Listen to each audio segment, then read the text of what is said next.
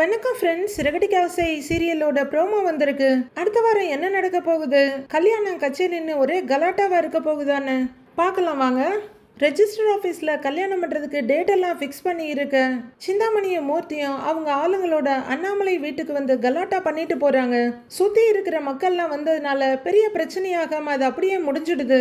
சிந்தாமணியால் ஸ்டேஷனில் கம்ப்ளைண்ட்டும் கொடுக்க முடியல, எதுவும் பண்ண முடியாமல் ஒரு இக்கட்டான சூழ்நிலையில் மகளை தேடிக்கிட்டு இருக்காங்க. இதுக்கிடையில ரெஜிஸ்டர் ஆஃபீஸில் கல்யாணம் பண்ணி வச்சா அவங்க எப்படியாவது கல்யாணத்தை தடுத்துருவாங்கன்னு நினைக்கிற முத்துவும் மீனாவும் வேற ஒரு ஐடியா பண்ணுறாங்க. ஏற்கனவே ரேகாவும் சத்யாவும் பாட்டி வீட்டில் தான் இருக்காங்க.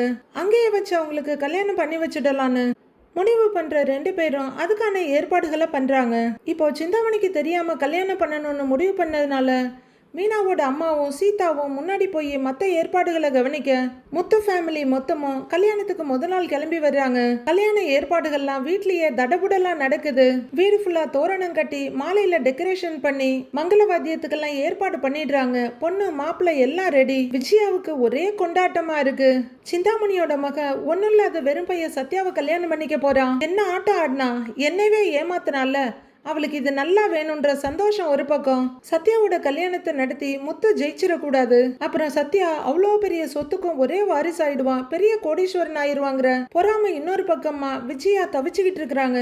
உள்ளர எல்லாரும் கல்யாண வேலையில மும்மரமா இருக்க விஜயா வெளியே வர்றவங்க பார்வதி கிட்ட கரெக்டா தாலி கட்டுற நேரத்துக்கு அந்த சிந்தாமணி இங்க வருவா, அதுக்கான ஏற்பாட்டை பண்ண போறேன்னு விஜயா ஒரு வீடியோ எடுத்து அனுப்ப பார்வதி ஐயோன்னு பாக்குறாங்க. அடி பாவி கிராதகி, சின்ன சிறுசுங்க லவ் பண்ணுச்சுங்க, அவங்களுக்கு கல்யாணம் பண்ணி வைக்க எல்லாரும் ஏற்பாடு பண்ணா அதை நீ எப்படி கெடுக்கலான்னு பாக்குற, புள்ளையும் கிள்ளி விட்டுட்டு தொட்டிலையும் ஆட்டி விடுறியா நீ அப்படின்னு அதிர்ச்சியா பார்த்துட்டு இருக்காங்க. விஜயா வீடியோ எடுத்து அனுப்ப அதை சிந்தாமணி பார்க்க அவங்க மேல இடியறங்குற மாதிரி இருக்கு. கல்யாணத்துக்கு எடுக்கிறதுக்கான எல்லா ஏற்பாடுகளையும் கச்சிதமா பண்ணிட்டு விஜயா ரொம்ப சந்தோஷமா உள்ளர போறாங்க. ஐயோ இன்னும் அரை மணி நேரம் தாங்க இருக்கு, சீக்கிரமா போக சொல்லுங்க அப்படின்னு சிந்தாமணி கார்ல உட்காந்துட்டு அவங்க வீட்டுக்காரரை அர்ஜென்ட் படுத்திட்டு இருக்காங்க. டிரைவர் முடிஞ்ச அளவுக்கு வேகமா ஓட்டிட்டு இருக்காரு.